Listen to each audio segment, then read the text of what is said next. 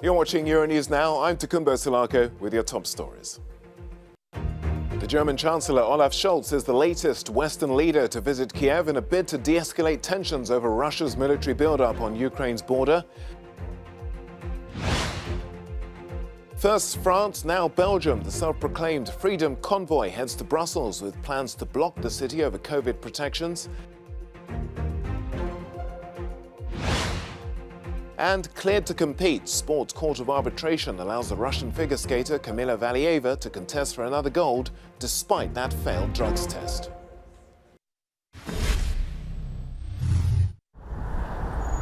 Diplomatic efforts to try to find a solution to the Russian-Ukrainian crisis continue. A week after French President Emmanuel Macron's visits to Kiev and Moscow, German Chancellor Olaf Scholz takes his turn. Our reporter in Kiev, Sasha Vakulina, tells us more. German Chancellor Olaf Scholz is in Kiev on Monday to meet with Ukraine's President Volodymyr Zelensky in a bid to show solidarity.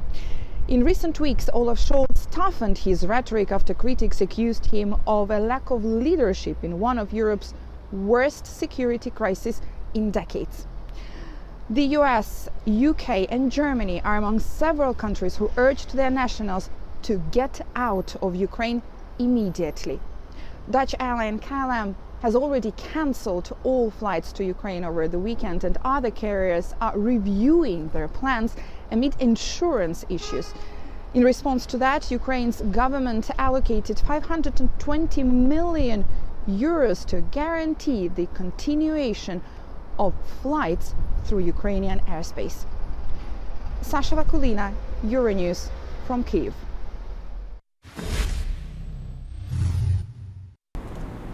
Moscow accuses Washington of a large-scale disinformation campaign around Ukraine. That's what Russia's presidential aide Yuri Ushakov told journalists after President Vladimir Putin and Joe Biden's phone conversation on Saturday. Mr. Ushakov said that the discussion was businesslike, but he stressed that the US inflated hysteria and had provided false information to the media. He added that it had artificially escalated tensions about Russian troops which were based on their own territory, which Mr. Ushakov described as absurd. So far, all the diplomatic efforts have failed to bring about any breakthrough. Tomorrow, German Chancellor Olaf Scholz is expected in Moscow to continue the dialogue. Ahead of the visit, he urged Russia to de-escalate and said he was ready for serious talks on European security. And on Sunday, the US National Security Advisor Jake Sullivan said that Russia could invade Ukraine any day now. And the Russian Foreign Ministry spokeswoman Maria Zakharova accused the US of making a propaganda of war. Galina Polonskaya from Moscow for Euronews.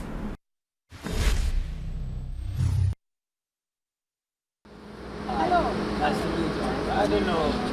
No. After this, in another street, we'll go in.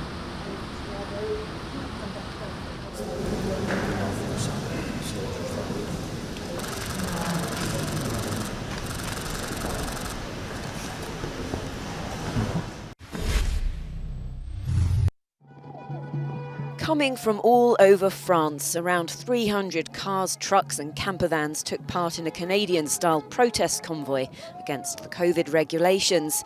They congregated in a supermarket car park near Lille on Sunday.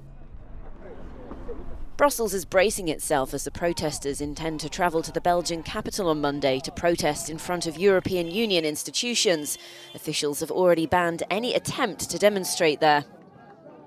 The plan is to go to all the European institutions little by little, because it also happens at the European level. We see that it is more or less the same thing in all the countries.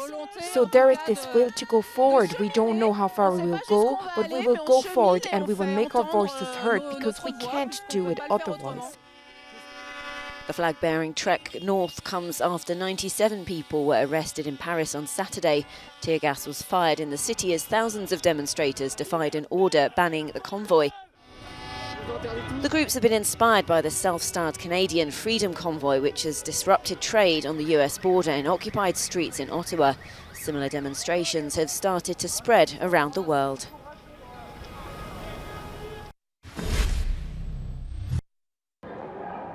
A man's been shot dead after threatening police officers with a knife at a French train station. The incident happened at Paris's Gare du Nord this morning at around 7 a.m. The Interior Minister says the man died on the spot and the officers received minor injuries and it caused major traffic disruptions. No one else was hurt. An anti-police slogan was found on the weapon held by the perpetrator.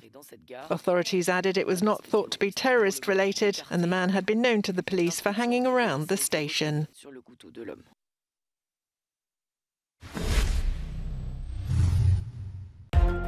Around 80 migrants are the latest to have been picked up at sea from small fishing vessels by the Italian Coast Guard and taken to the island of Lampedusa. Those rescued are said to have been travelling from countries such as the Ivory Coast and Somalia. According to the UN Refugee Agency, over 122,000 migrants arrived in Europe last year by crossing the Mediterranean. Greek farmers used their tractors to block a main highway outside the city of Larissa on Sunday in protest at rising energy costs. At one point, they poured cans of milk on the ground to disrupt traffic. The farmers are demanding the abolition of the electricity price adjustment clause, which the government says reflects changes in the price of oil and natural gas imports. Ivan Reitman, the man behind some of the most popular comedies of the late 20th century, including National Lampoon's Animal House to Ghostbusters, has died aged 75.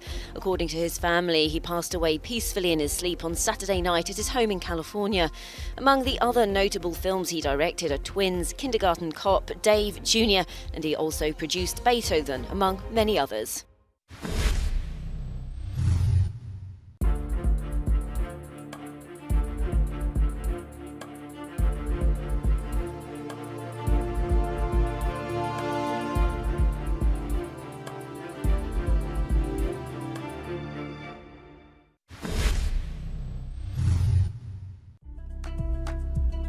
Russian figure skater Kamila Valieva is allowed to continue the Winter Olympics.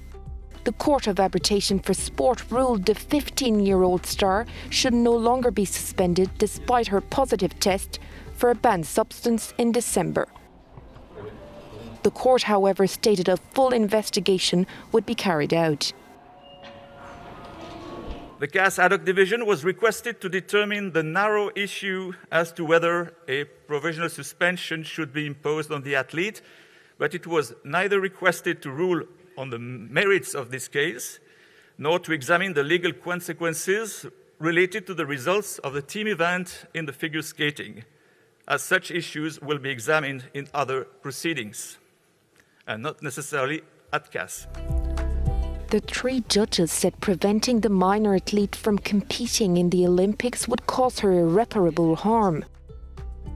From this Tuesday, the young prodigy can therefore aim for the individual Olympic gold in her first season as a senior.